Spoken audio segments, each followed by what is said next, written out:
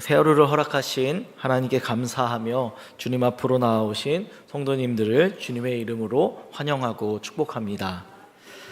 오늘 말씀 에스겔 6장은 이스라엘 백성들의 우상 숭배에 대한 심판이 주된 내용으로 이야기가 되고 있습니다.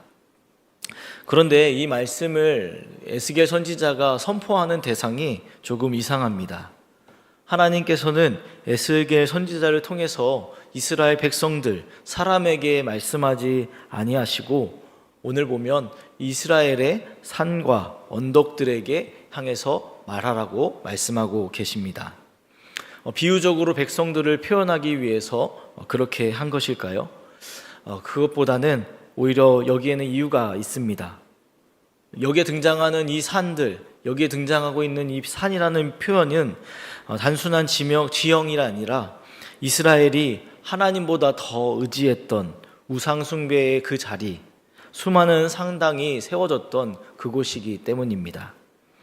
당시에 이스라엘 백성들은 이미 하나님을 버렸다, 또 하나님이 자신들을 버렸다라고 생각하지 않았습니다.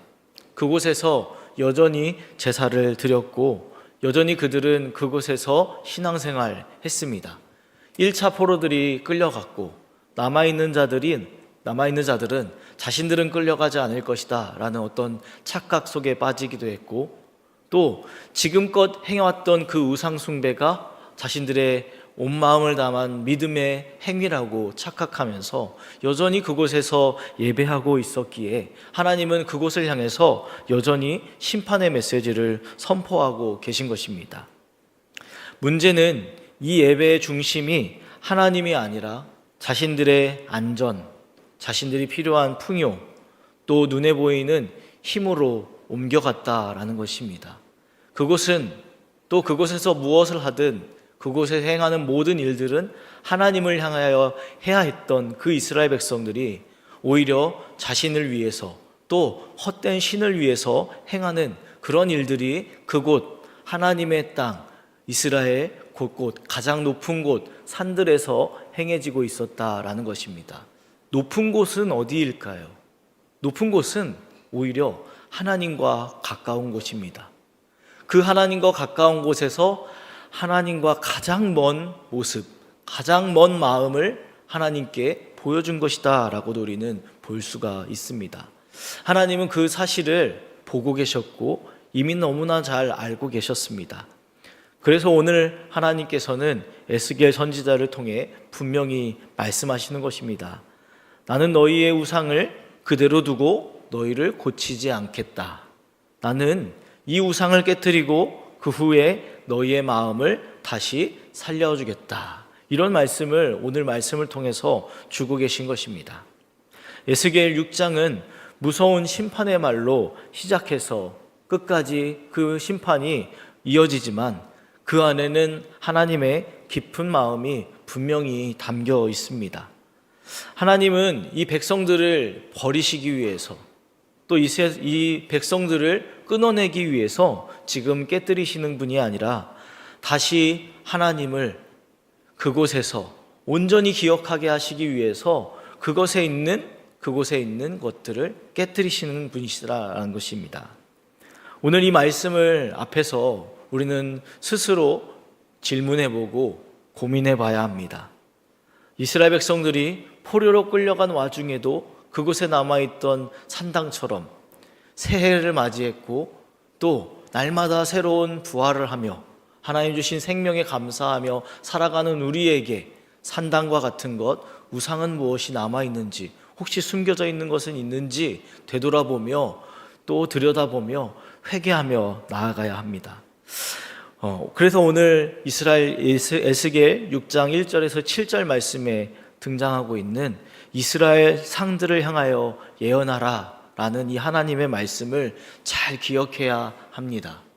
나에게 하는 얘기가 나에게 하는 것처럼 들리지 않는 이 예언이 곧 나에게 또 내가 살아가는 이 터전, 이 환경에 하나님이 보고 계시고 주목하고 계시다라는 것입니다. 오히려 내 마음, 나라는 사람이 아니라 내가 살아가고 있는 이 자리, 내가 밟고 살아가고 있는 이 환경, 하나님께서 이것도 바라보고 계신다라는 것입니다. 왜냐하면 하나님께서는 오늘 이 이스라엘의 죄가 그들의 행동의 문제만이 아니라 예배의 중심, 그들이 살아가는 삶의 자리 또한 무너졌기 때문이다라고 보고 계신 것입니다. 그 산들은, 그 언덕들은 하나님보다 더 의지했던 그 대상들이 있었던 곳입니다. 우리에게도 어쩌면 하나님이 우선돼야 하는 것들이 우선돼야 하는데 다른 것들이 있진 않는지 바라봐야 한다라는 것입니다. 그런데 하나님께서는 그곳에 놓인 그것들을 오늘 철저히 무너뜨리시겠다라고 선포하고 계십니다. 여기서 중요한 점은 하나님께서 단지 그 우상들을 미워하신다라는 그러한 사실이 아닙니다. 하나님은 그 우상들에게 행했던 그 이스라엘 백성들의 그 마음, 그 행위를 가장 철저하게 심각하게 다루신다라고 얘기하고 있습니다. 왜냐하면 그 자리에서 드러나는 그 행위, 그것이 바로 그 사람의, 그 백성들의 신앙, 곧 믿음이기 때문입니다. 무엇을 예배하느냐? 내가 살아가는 이 자리에서 무엇을, 누구를 예배하는가가 곧 우리의 삶, 우리의 앞으로의 인생을 말한다라고 할 수 있습니다. 이스라엘은 하나님을 자신들이 하나님을 완전히 버렸다라고 생각하지 않았습니다. 그래서 하나님과 우상을 함께 두려고 했습니다. 그것이 가능하다고 생각했습니다. 하나님께서 하지만 그들에게 분명하게 말씀하십니다. 둘 중에 하나만, 오직 나만 그곳에 있어야 한다. 곧 하나님을 믿는 사람들이라면, 하나님께 창조된 사람들이라면, 하나님이 구원한 사람들이라면 온당 그 삶에는 하나님이 계셔야 한다라는 표현입니다. 그래서 오늘 말씀을 들여다보면 가장 충격적인 이야기가 등장합니다. 죽은 시체들이 우상 앞에 던져졌다라는 것입니다. 그곳에 이스라엘 백성들이 왜 갔을까요? 살아남기 위해서 갔습니다. 자신들의 두려운 마음, 지금 바벨론이라는 큰 강대국이 자신들을 쳐들어왔기 때문에 살아남기 위해서 우상 앞에 갔습니다. 자신들을 구원해달라고, 자신들을 이 어려움에서 건져달라고 그곳에 간 것입니다. 그런데 그곳에 그리고 그곳에서 우상을 섬기고 예배하고 신앙생활했던 그들의 삶의 결과는 무엇입니까? 하나님께서 죽음으로 말씀하고 계시는 것입니다. 살기 위해서 그곳에 갔지만 죽음, 곧 이스라엘 백성들, 하나님의 자녀들이라면 하나님의 나라에 살아가야 할 사람들이 그곳에서 다른 것을 믿었다면 곧 그것은 생명이 아니라 죽음이다라는 그런 뜻입니다. 생명을 약속하며 생명을 기대하며 우상에게 나아갔던 그들에게 남겨진 것은 결국 죽음뿐이었습니다. 결국에는 우리가 살아가는 이 삶 속에서 우리의 예배, 우리의 신앙이 무너진다면, 살아남기 위해서 하나님이 아닌 다른 것을 택한다면 결국 우리는 죽음이라는 그런 결과를 맞이하게 될 것이다 라는 말씀입니다. 그렇다면 하나님은 그곳에서 왜 그들을 죽게 할 것이다 라고 말씀하실까요?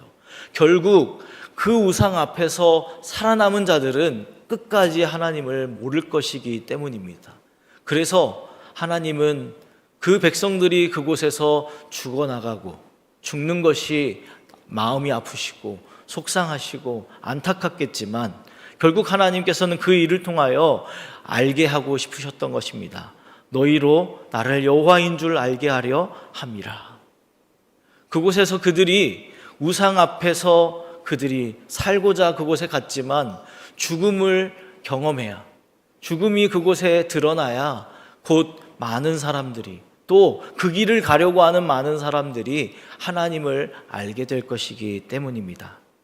즉 하나님께서 그곳에서 생명이든 터전이든 환경이든 그 어떤 것들을 깨트리시는 그 목적은 그들의 멸망이 아니라 그들의 하나님을 알고 다시 살아내고 다시 회복하기 위함이다라는 것입니다.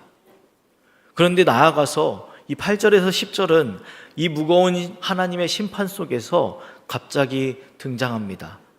아주 중요한 전환점으로 등장합니다. 하나님께서 그들을 구원하시겠다라는 겁니다. 그런데 온전한 구원함은 아닙니다.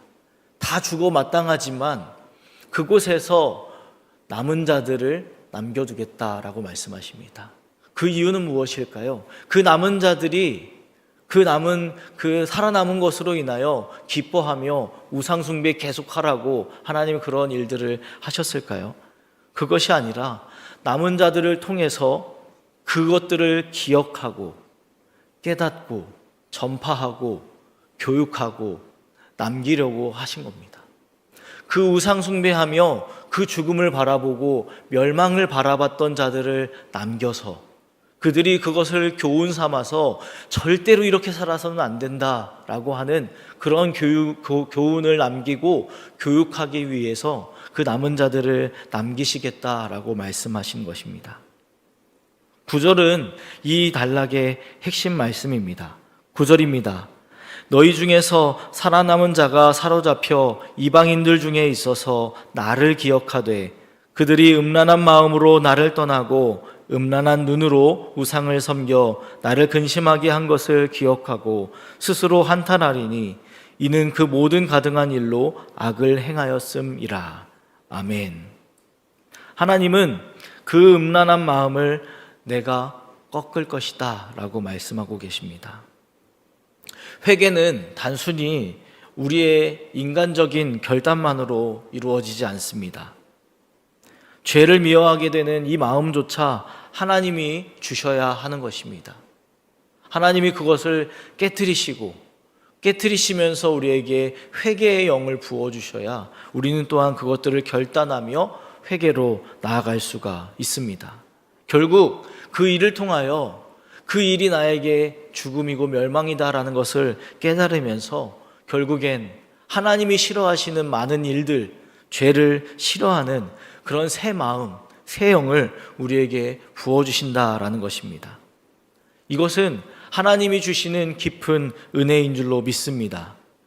이 남은 자들은 자신들의 죄를 기억하며 스스로 지난 날을 후회하며 절망이 아니라 다시 한 번 더 거룩한 슬픔을 통해서 하나님께로 나아가는 회복을 맛볼 것입니다.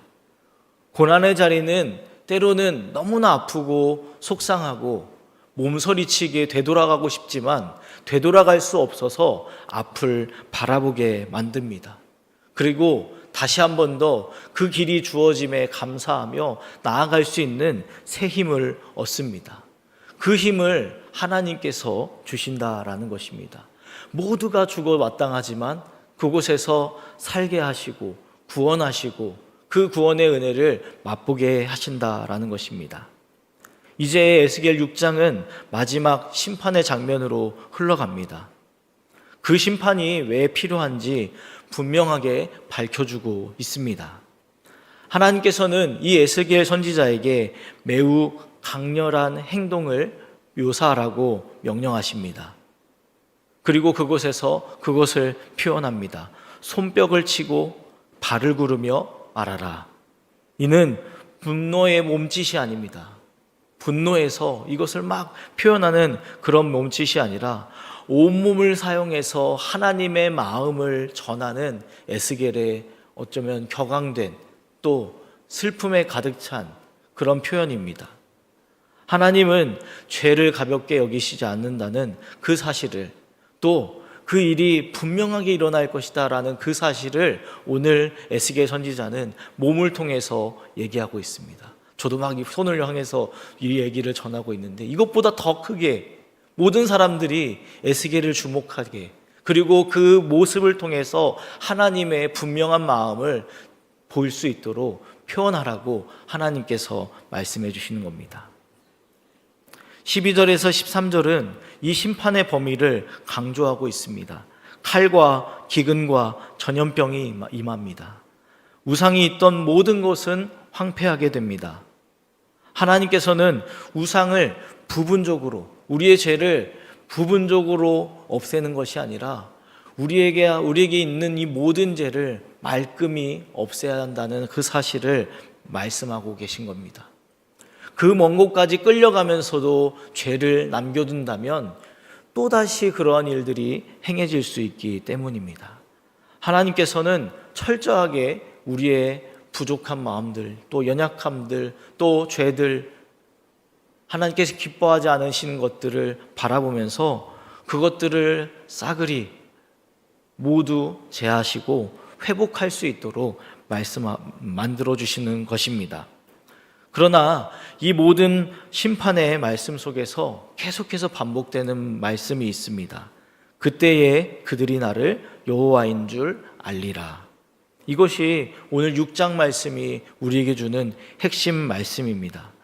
이 심판에, 하나님이 주시는 이 심판의 최종 목적은 공포가 아니라, 두려움, 절망이 아니라 인식, 결국에는 하나님을 아는 것이다 라는 것입니다. 얼마나 끝까지 갔으면 이런 일을 겪어야 하나님을 알게 될까요? 대부분의 이스라엘 백성들은 지금껏 살아오면서 잠깐의 넘어짐, 연약함, 부족함을 통해서 하나님을 알았겠지만 그들의 신앙이 닳고 또 썩고 썩어서 더 이상 회복될 수 없는 지경에 이르러서 이 어려움과 아픔을 겪어서야 하나님을 알게 될 것이다 라고 이야기하고 있는 것입니다. 결국엔 그들의 모든 것이 다 깨트려져야 하나님을 알고 제대로 알고 하나님으로부터 제대로 채워질 수 있다라는 그런 사실을 이야기해 주고 있습니다. 사랑하는 새신교회 성도 여러분, 오늘 말씀 이 에스겔 6장은 무거운 심판의 말로 가득 채워져 있지만 그 중심에는 분명한 하나님의 마음이 흐르고 있습니다. 2026년 새로운 한 해를 맞이한 우리에게도 이 말씀은 하나님의 은혜로 우리가 받아야 될 줄로 믿습니다. 결국 하나님께서는 우상을, 또 우리가 가진 죄를 미워하시지만 이 백성들, 또 하나님이 자신들을, 하나님께서 창조하신 우리를 미워하시지는 않는다라는 말씀입니다. 누가복음 5장 32절입니다. 내가 의인을 부르러 온 것이 아니요 죄인을 불러 회개시키러 왔노라. 아멘. 하나님은 죄를 그냥 넘기시지 않으시지만 또 죄인에게서 눈을 돌리시지 않습니다. 그래서 하나님께서는 그를 깨뜨리신다라고 말씀하십니다.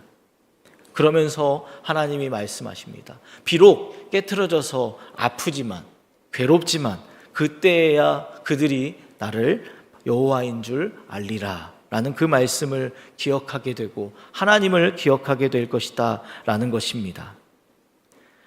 하나님은 이 아픔을 통해서, 이 심판을 통해서 우리에게 신호를 주십니다. 어떤 신호일까요? 우리를 버리시는 신호가 아니라 우리를 다시 부르시는 신호인 것입니다. 그러니 올 한 해를 또 새롭게 살아가면서 절망적이고 또 아프고 힘든 일들이 많이 있겠지만 그 안에서 올해도 다시 알게 하시는, 또 새롭게 알게 하시는 하나님을 알아가며 그 하나님의 버리시는 음성이 아니라, 나의 인생을 왜 버리십니까? 라는 그런 음성이 아니라 하나님이 이렇게 나를 다시 부르시는군요 하는 그 하나님의 음성을 들으시기 바랍니다.